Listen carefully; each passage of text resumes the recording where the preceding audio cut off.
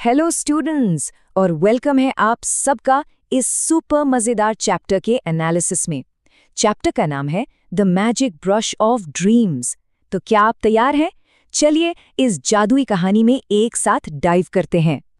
जरा सोचिए इस बारे में, अगर आपके पास मान लीजिए एक ऐसा ब्रश आ जाए जिससे आप जो कुछ भी ड्रॉ करें वो पुफ असली बन जाए। कितना अमेजिंग होगा, सही कहा ना? सोचा है कभी सबसे पहले क्या बनाएंगे? पता है, यही एक सवाल पूरी कहानी का सेंट्रल पॉइंट है।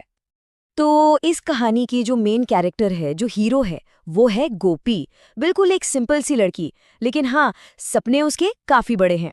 चलिए अब देखते हैं कि उसकी जिंदगी में ये जादू, ये मैजिक कैसे आता है। तो देखिए शुरू में क्या होता है। गोपी को उसके घर वाले काम देते हैं, कहते हैं जाओ जंगल से बीन्स और चावल लेकर आओ। लेकिन गोपी क्या कर रही है? वो तो आराम से एक बरगद के पेड़ के नीचे बैठी है और हाथ में एक पतली सी टहनी लेकर रेत पर यानी सैंड पर आराम से पिक्चर्स बना रही है। तो इससे हमें बिल्कुल शुरू में ही पता चल जाता है कि गोपी को ड्राइंग से, आर्ट से कितना ज्यादा प्यार है। तो इसका सीधा साधा मतलब ये है कि गोपी अपने कामकाज से कहीं ज्यादा अपनी क्रिएटिविटी में इंटरेस्टेड है।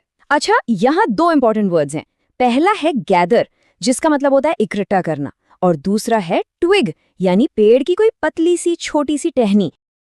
अब देखिए, जब गोपी ड्राइंग कर रही थी ना, तभी वहां एक आदमी आता है।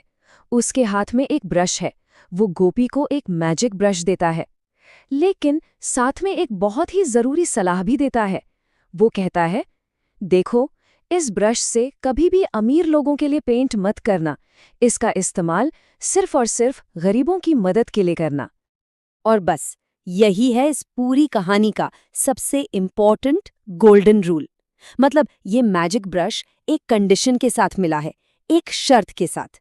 शर्त ये है कि इसका इस्तेमाल सिर्फ जरूरतमंद लोगों के लिए ही होगा, अमीर और ताकतवर लोगों के लिए बिल्कुल नहीं। समझे? यही आगे चलकर गोपी का सबसे बड़ा इम्तिहान बनेगा।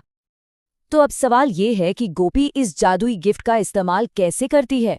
वो बिल्कुल भी टाइम वेस्ट नहीं करती, फौरन अपने गांव के लोगों की मदद करने में लग जाती है। देखिए गोपी ने क्या किया। सबसे पहले उसने एक गर्मा गर्म खिचड़ी का बोल पेंट किया, और जैसे ही पेंट सूखा ना, वो सच में एक असली खिचड़ी का बोल बन गया। अमेजिंग! इसके बाद उसने गांव वालों की जरूरतें देखी। एक किसान के लिए मफलर बना दिया, एक आदमी के लिए प्लाव यानी कि हल, एक दादी अम्मा के लिए एक शॉल, और एक लड़की के लिए एक सुंदर सा पंखा। तो यहाँ साफ दिखता है कि गोपी ने अपनी शक्ति का इस्तेमाल लोगों की बेसिक नीड्स यानी उनकी बुनियादी जरूरतों को पूरा करने के लिए किया, कोई बड़ी बड़ी चीजें नहीं। अच्छा, यहाँ एक वर्ड है प्लाओ। इसका मतलब होता है हल, जिससे किसान खेत जोतते हैं। और शॉल तो सब जानते ही हैं, सर्दी में ओढ़ने वाला गरम कपड़ा। अब जैसा कि हर कहानी में होता है, एक विलन भी तो होता है ना। तो यहाँ एंट्री होती है लालची जमींदार की, और जैसे ही उसको गोपी के इस जादुई ब्रश के बारे में पता चलता है, बस कहानी में एक नया ट्विस्ट, एक नया मोड़ आ जाता है। यहाँ पर हम गोपी और जमींदार के कैरेक्टर में आप कह सकते हैं जमीन आसमान का फर्क देखते हैं। देखिए, एक तरफ है गोपी जो इतनी काइंड है, सेल्फलेस है, और दूसरी तरफ है जमींदार जो बस ग्रीडी और क्रूएल है। तो ये गुड वर्सेस इविल की एक क्लासिक फाइट है जो हमें देखने को मिलती है। तो जमींदार जो है वो गोपी को हुक्म देता है, मेरे लिए एक बहुत बड़ा महल और ढेर सारा खजाना पेंट करो। लेकिन गोपी वो डरती नहीं है, बड़ी हिम्मत दिखाते हुए बहुत रिस्पेक्टफुली मना कर देती है। वो साफ साफ कहती है, मैंने कसम खाई है कि मैं इस ब्रश से सिर्फ जरूरतमंद लोगों की ही मदद करूंगी। इस पॉइंट पर गोपी की बहादुरी सच में साफ दिखती है। इतने पावरफुल आदमी के सामने भी वो अपने उसूलों पर, अपने प्रिंसिपल्स पर टिकी रहती है। अच्छा, यहाँ दो वर्ड्स हैं। फोर्ट्रेस का मतलब है किला, एक बड़ा सा किला, और कंप्लाई का मतलब होता है हुक्म मानना या आज्ञा का पालन करना। अब इस ना से जमींदार को आ जाता है गुस्सा, और गुस्से में आकर वो गोपी को जेल में बंद कर देता है।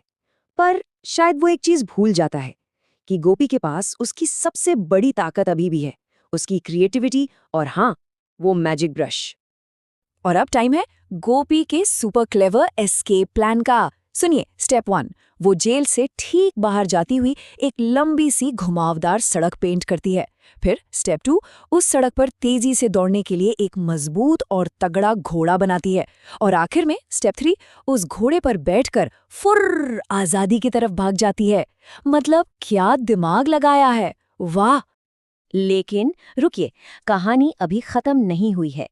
जमींदार के आदमी वो गोपी का पीछा करना शुरू कर देते हैं। अब गोपी उन सबको अकेले कैसे रोकेगी? सोचिए। हाँ, यही तो सबसे बड़ा सवाल है ना? एक मामूली सा पेंट ब्रश गुस्से से भरे इतने सारे लोगों की फौज को आखिर कैसे रोक सकता है? क्या लगता है? तो यहाँ गोपी अपनी ताकत नहीं, अपनी इंटेलिजेंस यूज करती है। वो क्या करती है? उनके ठीक रास्ते में एक बहुत बड़ी चौड़ी और तेज बहती हुई नदी पेंट कर देती है। और फिर वो उन्हें धमकी देती है, सुनो, अगर तुम लोगों ने मेरा पीछा करना बंद नहीं किया ना, तो मैं एक ऐसा खूंखार जानवर पेंट कर दूंगी जो तुम सबको एक एक करके खा जाएगा। देखा, गोपी ने सबको आउटस्मार्ट कर दिया। उसने लड़ाई झगड़े का नहीं, अपने दिमाग का इस्तेमाल किया। यहाँ कुछ वर्ड्स हैं जैसे माइटी, इसका मतलब है बहुत शक्तिशाली। करंट्स का मतलब है नदी की तेज धारा, यानी पानी का बहाव। और बीस्ट का मतलब तो आप जानते हैं, एक बड़ा सा खतरनाक खूंखार जानवर। और पता है क्या, गोपी की धमकी बिल्कुल काम कर जाती है। डर के मारे वो जमींदार और उसके सारे आदमी दम दबाकर भाग जाते हैं और गोपी एक हीरो की तरह शान से अपने गांव वापस लौटती है। और कहानी के एंड में गोपी अपने गांव वालों के लिए एक शानदार सेलिब्रेशन पेंट करती है। सोच के देखिए, ढेर सारी मिठाइयाँ, चाय, म्यूजिक बज रहा है और सब लोग मिलकर जीत के गीत गा रहे हैं। एकदम हैप्पी एंडिंग। तो दोस्तों, ये थी कहानी the magic brush off dreams की। उम्मीद है आपको पसंद आई होगी। चलिए अब जल्दी से देख लेते हैं कि इस कहानी से हमें क्या-क्या इंपॉर्टेंट लेसन्स मिलते हैं। देखिए, इस कहानी से हमें 4 बहुत ज़रूरी बातें सीखने को मिलती हैं। पॉइंट नंबर 1, अपने टैलेंट का इस्तेमाल हमेशा अच्छे और ज़रूरतमंद लोगों की मदद के लिए करना चाहिए। नंबर 2, लालच यानी ग्रीड का अंजाम हमेशा बुरा होता है। नंबर 3, सही चीज़ के लिए खड़े होने की हिम्मत रखनी चाहिए, चाहे सामने कोई भी हो। और आखिरी नंबर 4, क्रिएटिविटी और इमेजिनेशन सच में बहुत पावरफुल टूल्स हैं। और अब जाने से पहले आप सबके लिए एक सवाल छोड़कर जा रहा हूं। अगर वो जादुई ब्रश आपके पास होता, तो आप अपनी कम्युनिटी, अपने समाज के लिए सबसे पहली अच्छी चीज क्या पेंट करते? इस पर जरूर सोचना। चलिए मिलते हैं अगले चैप्टर के एनालिसिस में। तब तक बाय बाय।